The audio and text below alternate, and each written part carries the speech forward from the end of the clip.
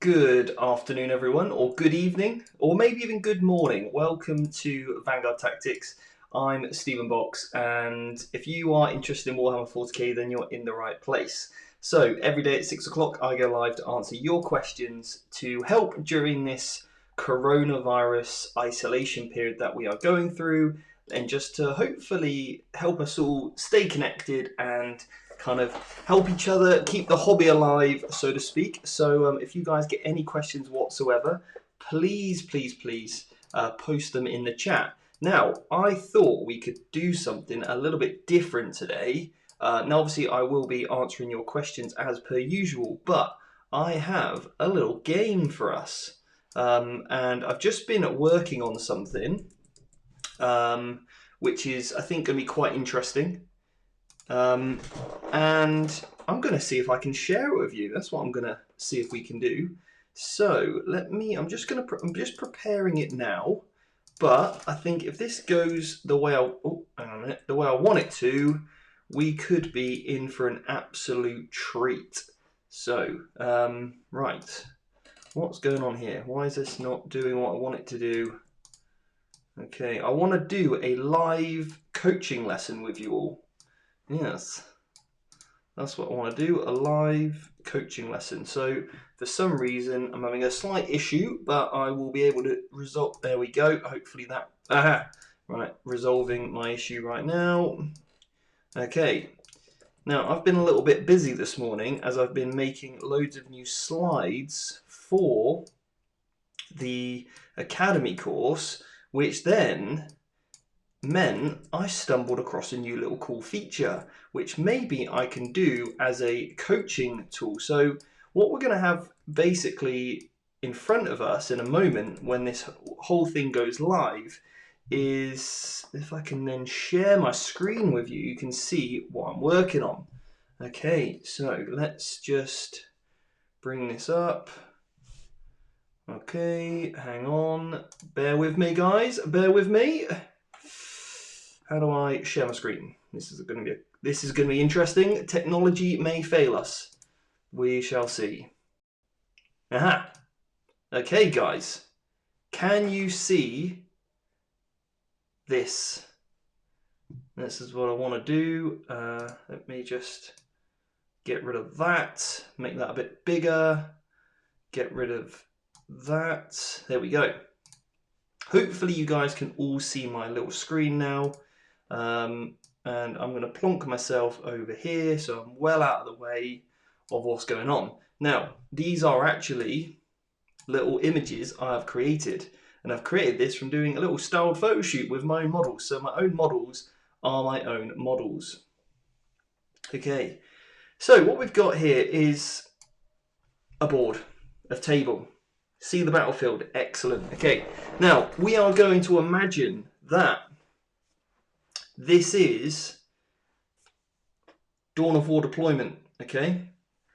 Dawn of War deployment, and then we've pretty much got on the right hand side a very kind of simplified version of my Ultramarines list that I've been playing around with, okay? So literally the deployment zone is kind of there, and we're just going to make that so it's transparent so we can see that. Oh, maybe a little bit too transparent. Let's go for that.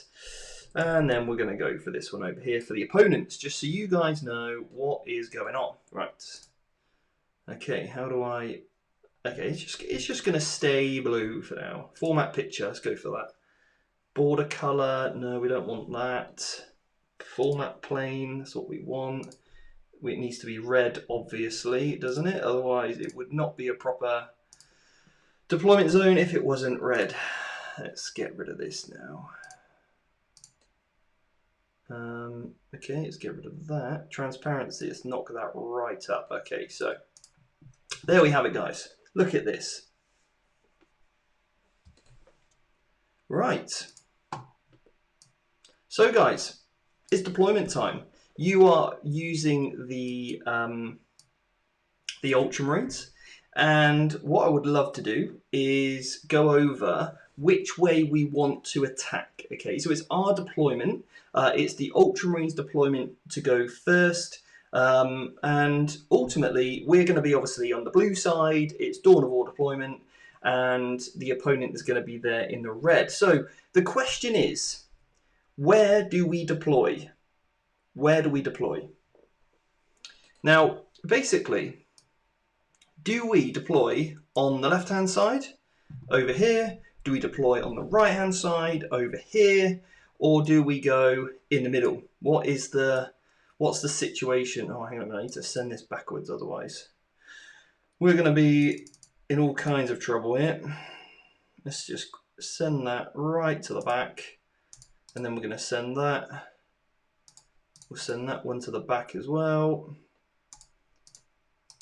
Guys, this is live, so you're seeing it exactly as I'm seeing it. Okay, so where do we put our lovely repulsor? All right, that is the question. Now, obviously, it depends completely who we're playing against. So we're going to say we're up against a kind of mixed Chaos Space Marine list, all right? So that's the enemy. We'll go for the, I don't know, the Black Legion or Death Guard or something. So basically, the army that we're up against, let's say they've got a good amount of shooting, but not necessarily something that's as good as us, okay? So we outgun the enemy, all right? But they perhaps outcombat us. So that's the sort of dynamic that we need to clarify is, you know, what is the context? This is an ITC mission, and we are going first. So one thing I want you to think about right now, and I want you to put in the chat, is whether you think you deploy on the right, in the middle, or on the left. Okay, so I'm going to give you 5 seconds to now comment where you go. Okay, so we've got, or the other option is spread out. Okay, so obviously you've got 3 repulsors here. Do we group them all together? Or do we go, so we could go all together on the right, all together on the left, all together in the middle, or we could go one on the left, one in the middle, one on the right hand side. Okay, okay, so that's what we're looking for. Then we've also got the units of 5 aggressors, and then we've got the 2 units of 3 aggressors. Okay. In fact, what we could do is we'll just do we'll do 2 units of 6 aggressors. That's what we'll go for, and then we've got the Scorpius as well. All right. Now the question is, we've also then got Calgar, and we'll assume next to Calgar is a lieutenant. All right. I don't have a lieutenant modelled yet, but we'll just use an aggressor as a lieutenant model for now, okay? So we've got some people saying left, we've got some people saying right. Yeah. Now tell me why. That is the question, why? Now, in my opinion, if I'm facing against somebody that is a tremendous amount of shooting, I might play this a little bit differently. But if I'm not too worried about the, and obviously I'm going first because I'm deploying first, and in the ITC there's no Cs. So what we need is, in my opinion, we need to think about where we're going to set up, all right? So if you have just joined, we're talking about deployment. Where do we go, the left or the right, with our 3 repulsors? Now, you need to think about not necessarily the first turn, but you need to think about potentially the second turn, because it's you have the ability to yes, do an alpha strike if you are the Ultramarine player because you're going first. However, because you are going first, it means your opponent can counter deploy, and you have no idea where they're going to go yet. So really what we need to consider is understanding what do we want to deny our opponent to be able to do, and then apart from that, if they do counter deploy us really, really well, then what we can do is set up turn 2. That's what we're looking to do up here, set up here turn 2, okay? So we need to think about where we're going, all right? Well, that's literally it. Where are we going to set ourselves up? So, in my opinion, we need to think about line of sight, all right? Not just for this turn, but for turn 2. So let's look through this in a little bit more detail, okay? Now, we've got the repulsors here. And I think we should probably look to put most of this on the left-hand side, okay? Now, the Scorpius, he's got a reasonable amount of range, but it's not incredible. But he could either pretty much go over there, depending on where we feel like he's going to go. And remember, we've got his Ultramarines or redeploy stratagem. But this is probably the safest option for the Sicaris, or not the Sicaris, the Scorpius. But in the middle is going to give him a greater threat range. Okay, so depending on how quickly our opponents is, we're going to say that they're super fast, so we want to go more conservative than anything. All right, so he can obviously fire out of line of sight, so that's what we're going to go with him. Calgar is obviously going to go.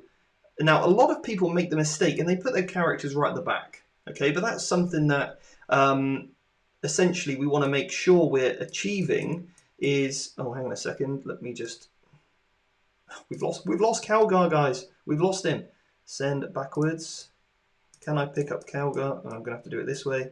So I always think with the characters, especially now going first, he goes to the front. All right, because you want to maximize his movement. You don't want him stuck at the back, because then he's got to make 6 inches just to get to, you're losing out on an entire movement phase, basically. And again, with the repulsors, they want to be as far forward as they possibly can.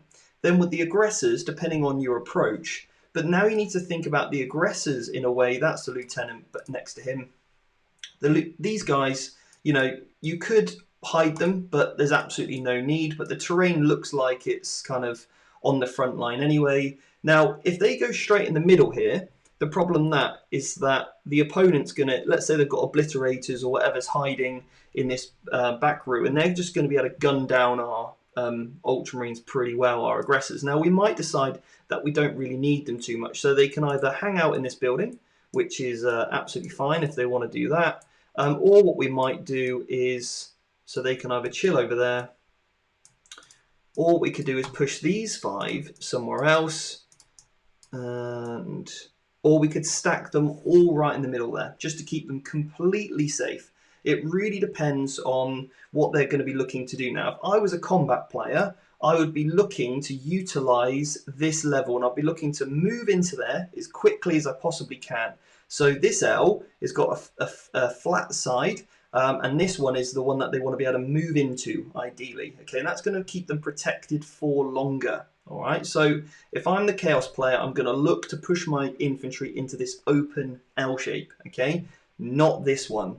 But the great thing is about these aggressors is that depending on where my opponent deploys, I've then got the ability to go left or right. I can go left and protect the Scorpius, or I could go right and push into this ruin if they decide to come round. But the reason why this is super important is because now what we want to do is shift these turn 1 to the left, okay? And it doesn't even matter if we're not even going to get all of our quality shooting, even if we've got to move it full, like speed, because obviously if they move half, they can double shoot. But if we move here, you're going to see why this is so powerful now, okay? Because Calgar's obviously going to follow up, Lieutenant's going to follow up to give the rerolls, and then we may not even need to use the aggressors. Or the other option is we move and advance these guys. I'm just going to get rid of our deployment zone. We know where it is.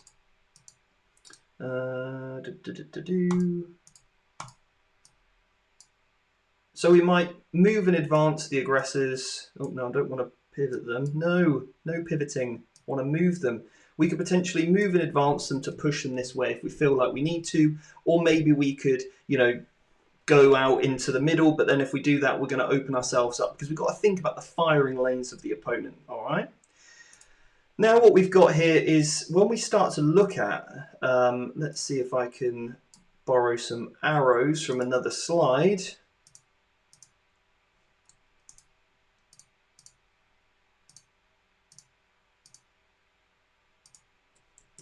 And again, as you can see, guys, this is one of the, you get a sneak peek behind the scenes of some of the lessons that we do on the Academy and will be doing. So now what we've got here, these are all kind of, with this sort of style movement, that direction, you can see now that we've got great range. We can now shoot into this ruin if they move that way.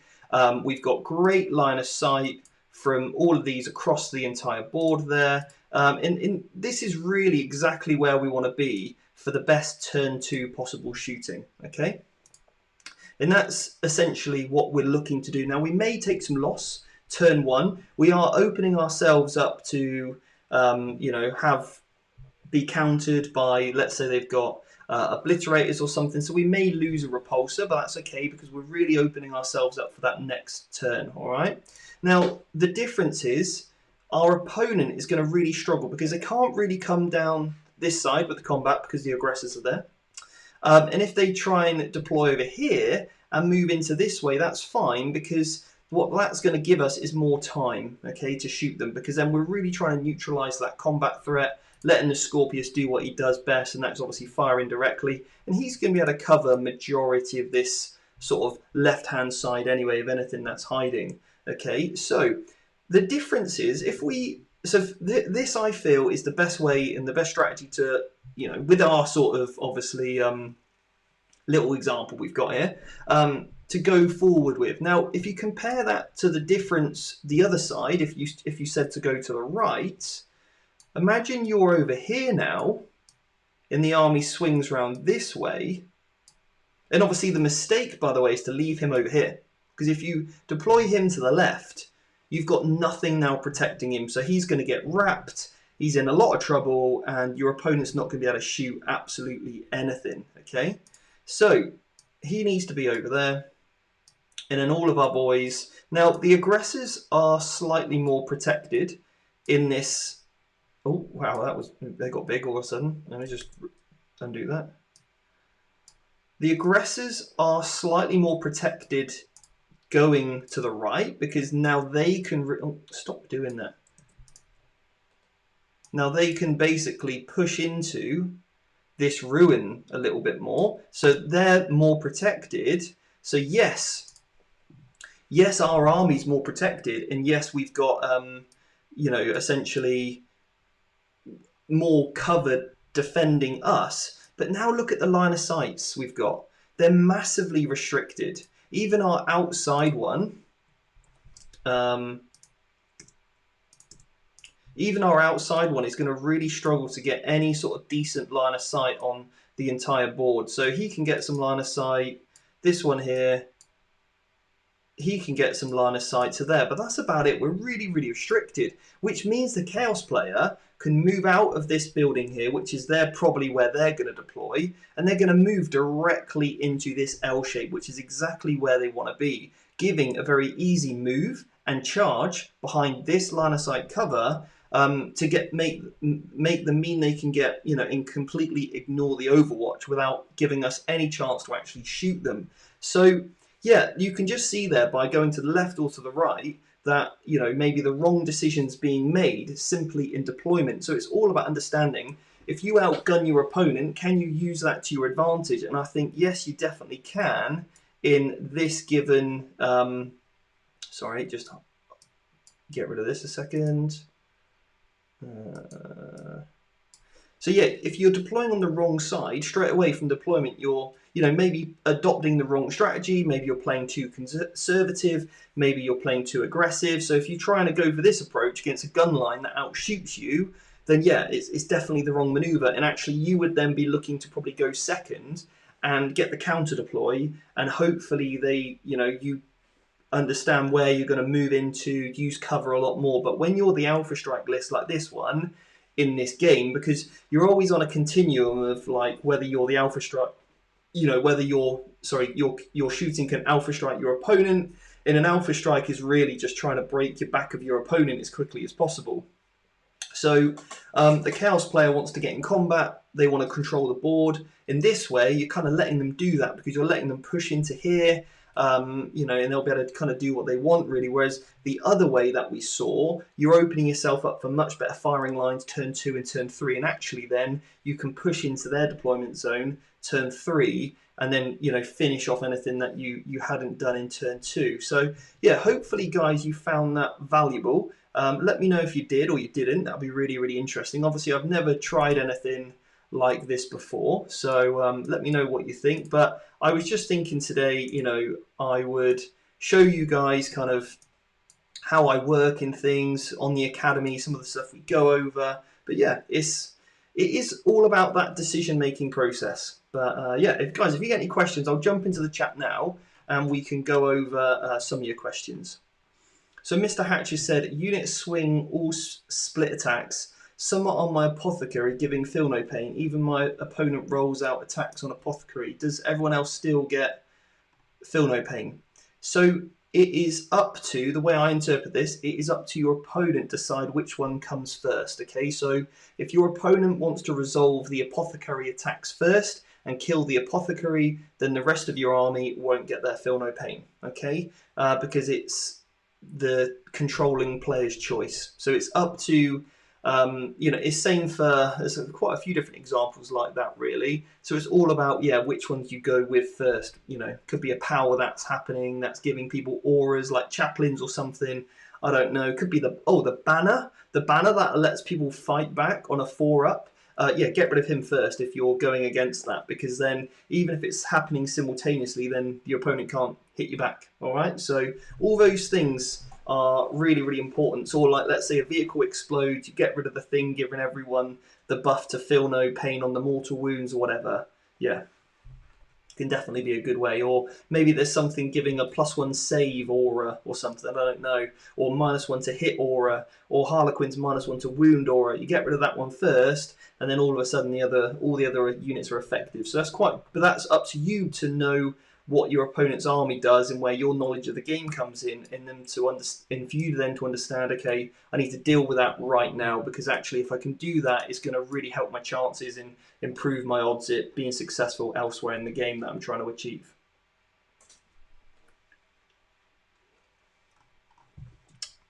What other questions we got here?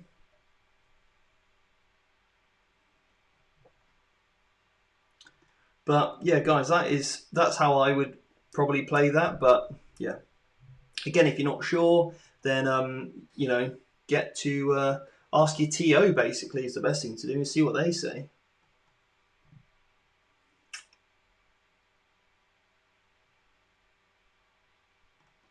Wacky Wookie said, "Have you finished Theory Hammer with your new Deathwatch concepts?" Not yet, because I've just been working on the academy basically. But and I still haven't actually got that White Dwarf. So yeah, still need to do that. Yeah, so some people are saying left, some people are saying right. The advance remains ours.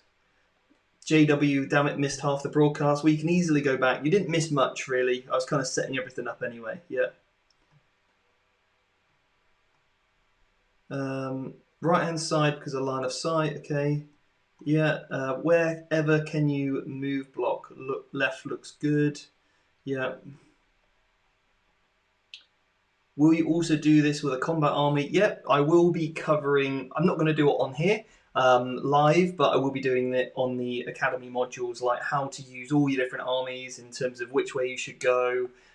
So yeah, myself and Jack have been discussing at length how we want to basically coach like that advanced level of, for example, the deployment phase. So we take all the different armies and see what we can do with all of them.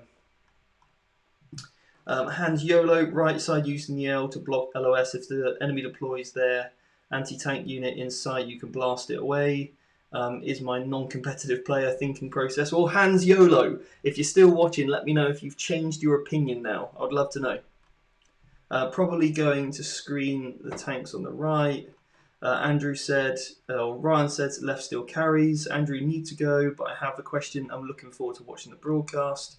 Combat armies are the best center deploy or alpha strike. Yeah. Order the executions have fly. Keep forgetting. They do have fly. Yeah.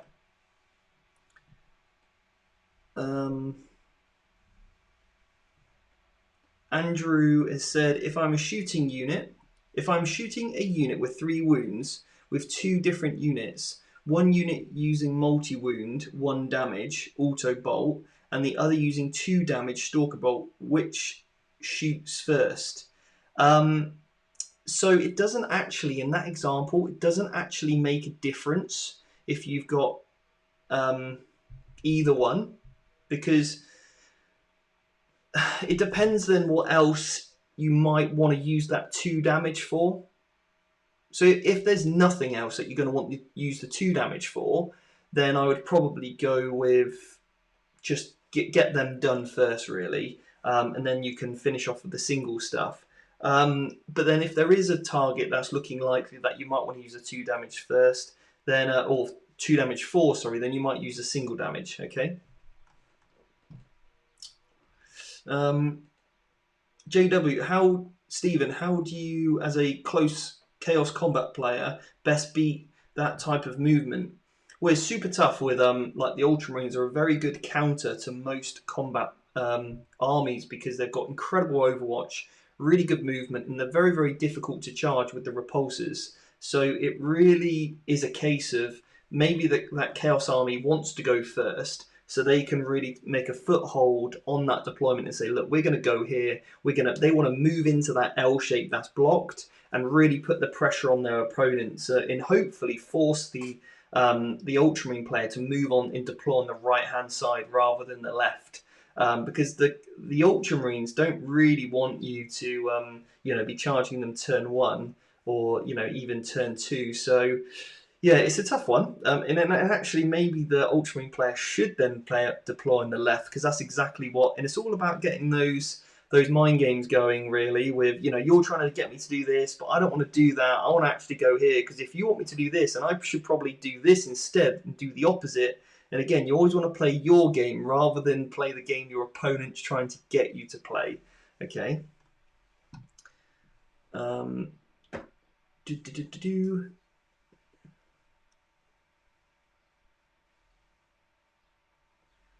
Hans YOLO, should I buy a 3rd executioner and more intercessors and more aggressors, or to get to 2k points with my Tau army? Or to get to 2. So Hans YOLO, it completely depends on what you're interested in. What you choose which way you wanna go with your armies. But yeah, aggressors for Ultramarines are fantastic. So are intercessors and so are executioners. So they're all pretty decent options there. JW, first question with Tau is do you want to play either Riptide Castle or Farsight Commander Daka Deathball? Michael said, how would you advise someone getting from casual to competitive game, and what would you suggest for a base of an Emperor's Children army?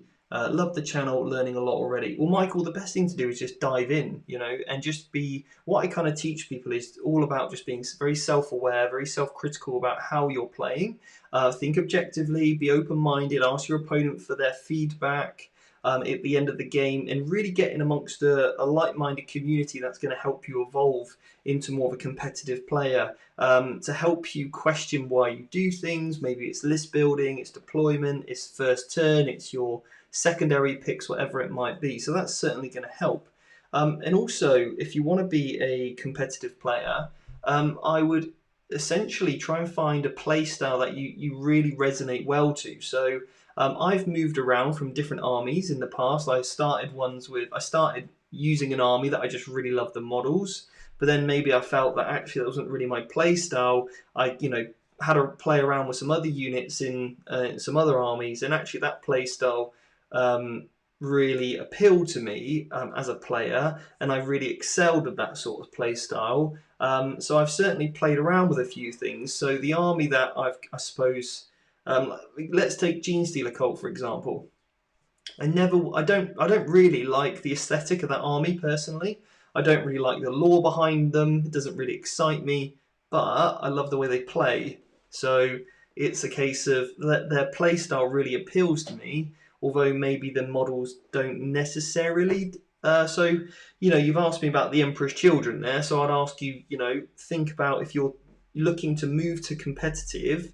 And I'm not saying Emperor's Children aren't competitive, but they're only competitive in the right hands, and if it's really something that you feel like you can progress with.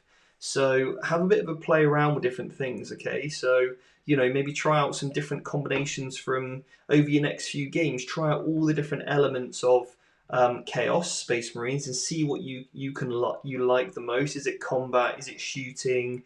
Is it big old things? Is it, I don't know, lots and lots of models.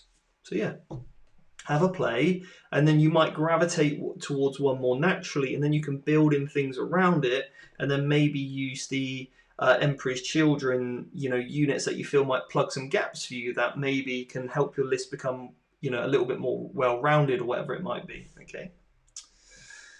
So hopefully that helps. But I mean, I've personally, from the Emperor's Children, I really like Terminators because I love the fact that they can just get that 6 on the Deep Strike, I believe.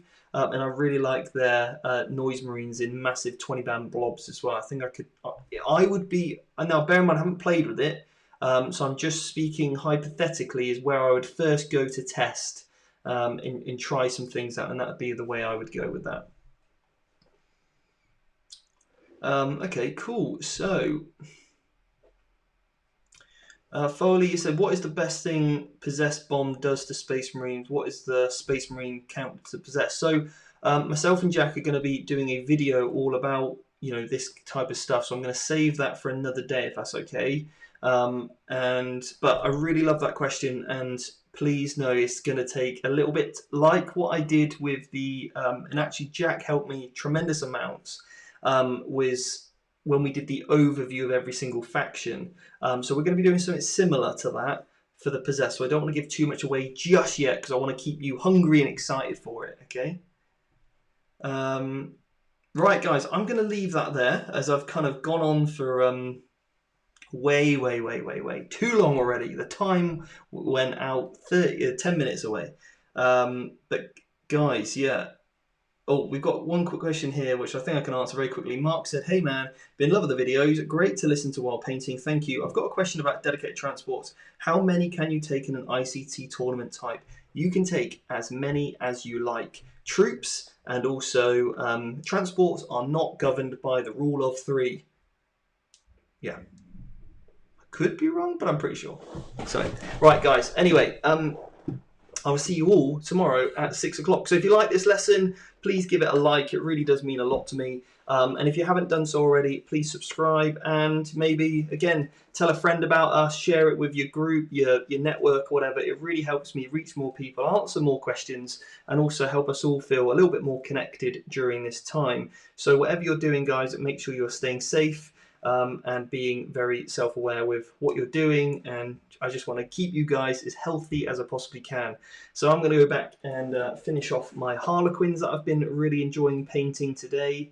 Yeah, I'll see you all soon. Neil's quickly said, do you have any tips for a new player interested in competitive play for Tau? Absolutely. We did a really good podcast with Jack, who is our sort of designated Tau player, and if you look on the podcast, so if you look for the Competitive 40k podcast, you can see the one I did with Jack, and you listen to that, and even I was inspired to start writing some Tau lists, so it was good. It was a really good episode, and I really enjoyed it. And Jack is a fantastic teacher and really understands the game, so fantastic person to listen to from the point of view of Tau. Okay. Anyway, guys, take care, and I'll see you all tomorrow at 6.